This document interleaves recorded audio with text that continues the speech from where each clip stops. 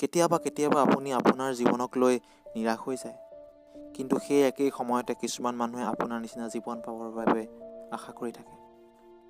মাটিত থিয় হৈ থকা ল'ৰা ছোৱালীবোৰে আকাশৰ ওপৰেদি যোৱা উৰাজাহাজ দেখি উৰিবলৈ সপোন দেখে, কিন্তু সেই একেই সময়তে উৰাজাহাজৰ পাইলটজনে তলত থিয় হৈ থকা ল'ৰা ছোৱালীবোৰক দেখি ঘৰলৈ উভতি অহাৰ সপোন দেখি থাকে।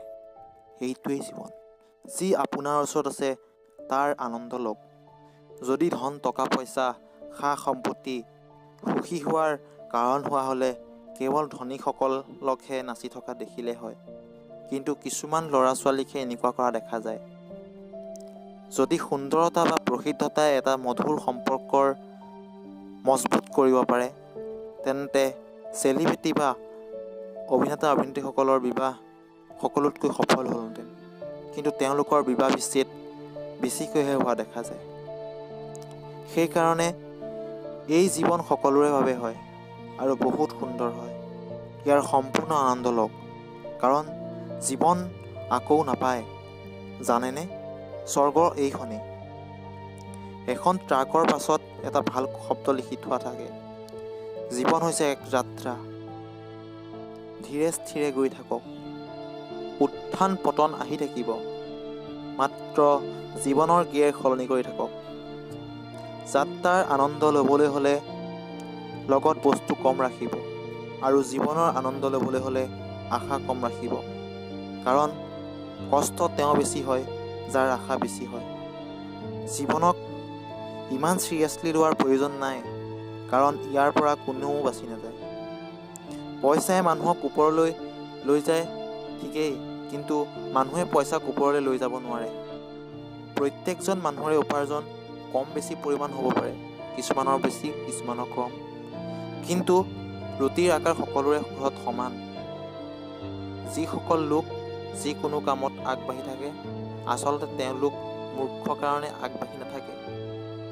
তেওঁলোক এই কাৰণে আগবাঢ়ি থাকে যে তেওঁলোকৰ সজাগ হৈ থাকে। যিয়ে কাজিয়া হোৱাৰ পাছতো ক্ষমা খোজে নহয়, তেওঁলোক এই কাৰণে নোখোজে যে তেওঁলোক ভুল আছিল, এই কাৰণেই খোজে তেওঁলোকৰ সম্পৰ্কৰ প্ৰতি সন্মান থাকে বা তেওঁলোকৰ সম্পৰ্কৰ ভাগি যোৱাৰ ভয় থাকে। যি আপোনাক সহায় কৰিবলৈ আগবাঢ়ি আহে, এই কাৰণে নাহে যে আপোনাৰ ওচৰত তেওঁ ঋণী, এই কাৰণে আহে যে তেওঁ আপোনাক নিজৰ বুলি ভাবে। যদি কেতিয়াবা তেওঁ বিপদত পৰে, আপুনি নিশ্চয় সহায় কৰিব। আপুনি যদি শুদ্ধ থাকে, সেইটো কোনেও মনত নাৰাখে, কিন্তু আপুনি কেতিয়াবা ভুল কৰিলে সেইটো কথা সকলোৱে মনত ৰাখে। কিছুমান মানুহে কয়, ভাল দেখিবৰ বাবে জীয়াই নাথাকিব, ভাল হ'বৰ বাবে জীয়াই থাকক।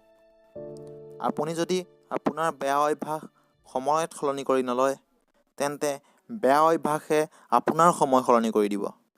গতিকে আপোনাৰ বেয়া অভ্যাস সময় থাকোঁতে সলনি কৰি লওক। যদি ভিডিঅ'টো ভাল লাগিল, তেনেহ'লে লাইক এটা কৰিব, তলত কমেণ্ট ছেকশ্যনত আমাক ভিডিঅ'টোৰ বিষয়ে জনাব, আৰু আমাৰ এনেধৰণৰ মটিভেশ্যনেল ভিডিঅ' পাই থাকিবৰ বাবে ছাবস্ক্ৰাইব বাটনটো ক্লিক কৰি ল'ব আৰু বেল আইকনটো দবাবলৈ নাপাহৰিব। ধন্যবাদ।